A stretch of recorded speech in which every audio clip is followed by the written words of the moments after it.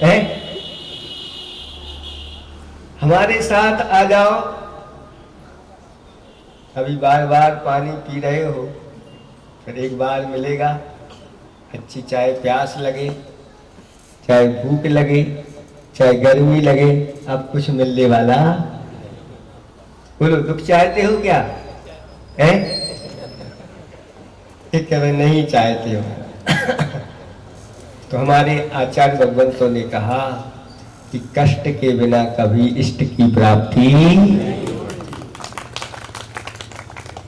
बोलो, दुकान खोलते हो, दुकान बनवाते हो, मकान बनवाते हो, कष्ट होता है कि नहीं? है? बताओ माताओं बहनों, रोटी बनाती हो, भोजन बनाती हो, तो कष्ट होता है कि नहीं? अंदर की आवाज आ रही है, कह रहे बहुत, कितना होता है। लेकिन जब भोजन करती हो तब आनंद की उससे भी ज्यादा अनुभूति होती है। दुनिया को भूल जाते हैं। एक बार हम लोग नए नए महाराज थे, गोमट गिरी में चातुर्मास हो रहा था और जब सामायिक आदि करते थे तो क्या निकलती थी? वहां से प्लेन निकलती थी, उसकी आवाज आती थी। तो किसी महाराज ने कहा कि यहां से तो प्लेन निकलती रहती है, तो आचार्य की तुम सामायिक कर रहे हैं और प्लेन तुम्हारे लिए दिख रहा है।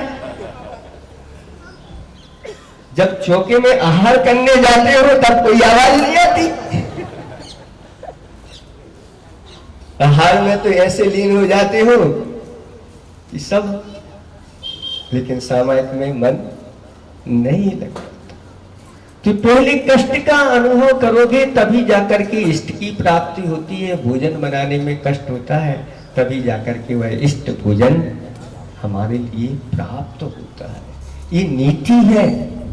इस नीति को अगर छोड़ दिया तो कभी आप अपने इष्ट सुख को प्राप्त नहीं कर पाओगे।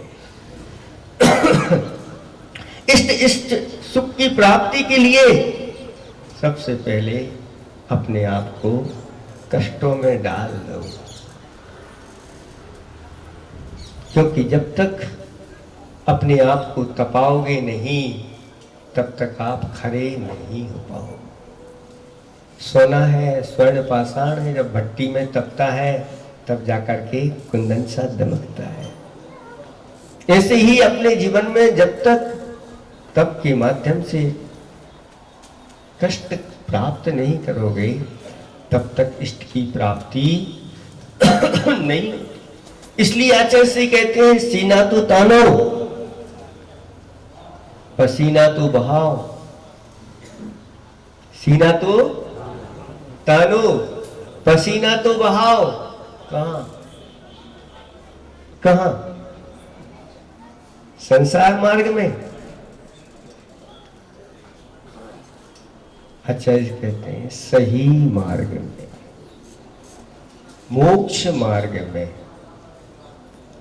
ऐसे मोक्ष मार्ग में या धर्म मार्ग में जो सीना तान के खड़े हो जाते हैं, अपना पसीना बहाते हैं,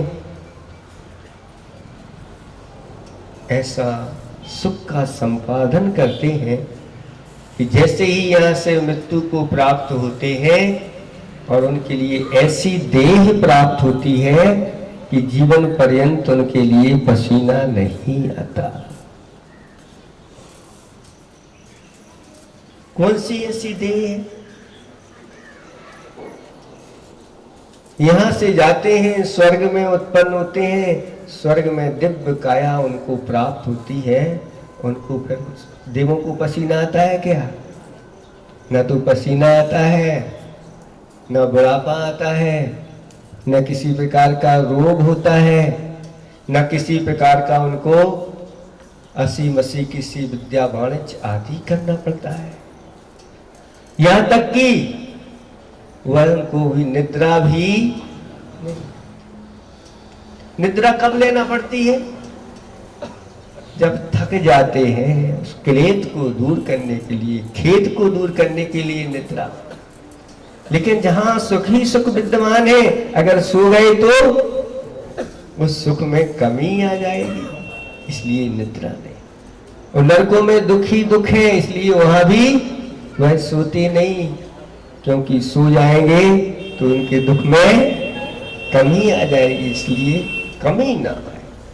इसलिए सूत्रों को अच्छी तरह से आगम में कहा गया है कि बब्बात्माओं, अगर आप सुख चाहते हो तो इस सूत्र को अच्छी तरह से आत्मसात कर लो। कौन सा सूत्र है? तत्वार्थ सूत्र का सूत्र है।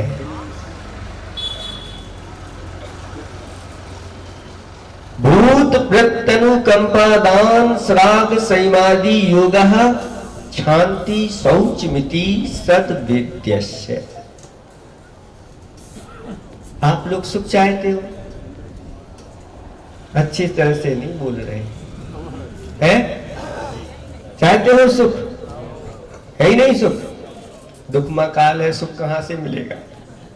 लेकिन आचार्य भगवान कहते हैं कि इस दुखमा काल में भी आप सुख का संचय कर सकते हो। उस सुख के संचय करने के लिए सूत्र लिखा हुआ है। निरंतर साता का स्रोत खोलना चाहते हो, अपने अंदर साता का खजाना भरना चाहते हो, साता का सागर भरना चाहते हो, तो इस सूत्र को आत्मसात कर लो और इस सूत्र पर चल पड़ो। क्या है सूत्र? भूत अनुकंपा।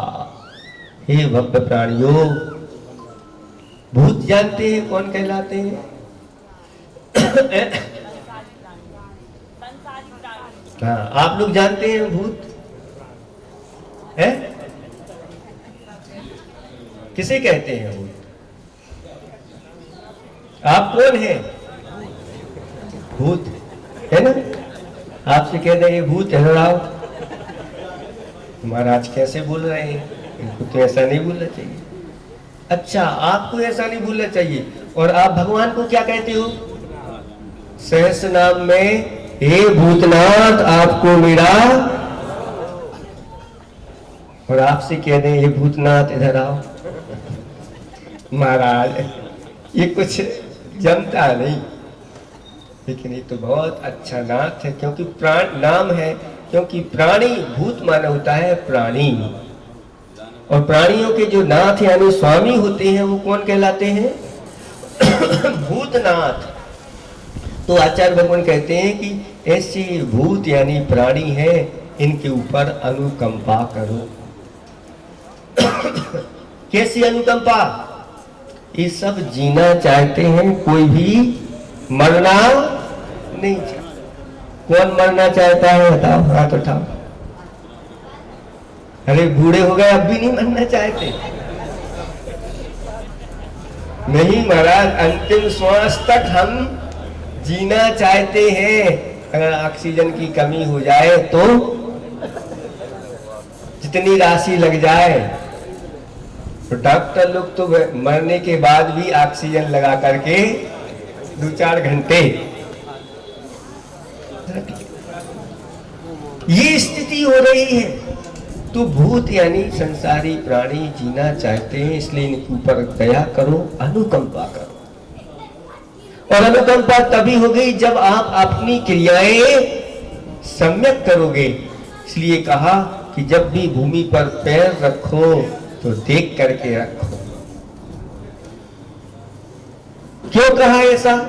क्योंकि धरती पर बहुत सारे छोटे छोटे जीव चलते रहते हैं, और अगर आपका पैर पड़ गया तो वह जीव मृत्यु को प्राप्त हो जाएगा, कष्ट को प्राप्त हो जाएगा।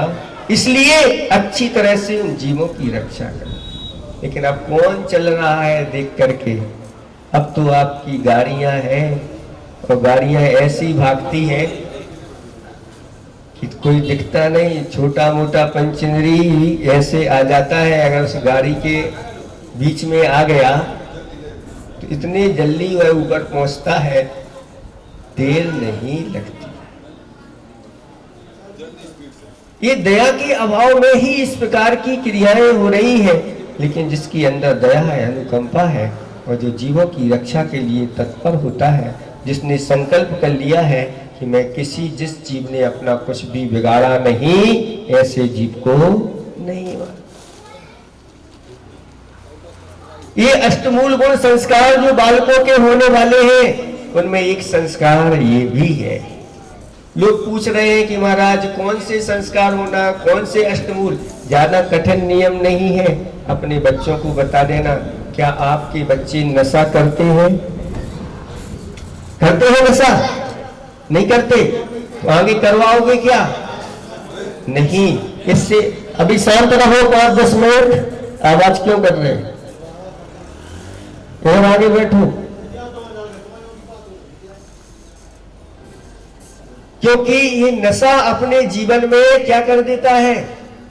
अमंगल कर देता है। मंगलाचरण तो बहुत सुने आप लोगों ने, लेकिन आज अमंगलाचरण सुना देते हैं आपको। अमंगलम गुटखा खाद्यम, अमंगलम मद्य सेवनम, अमंगलम धूम्रपानम च, अमंगलम सर्वदुर्विषणम।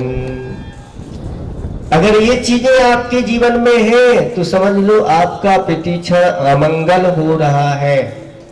आप अगर गुटखा खा रहे हैं, तंबाकू खा रहे हैं,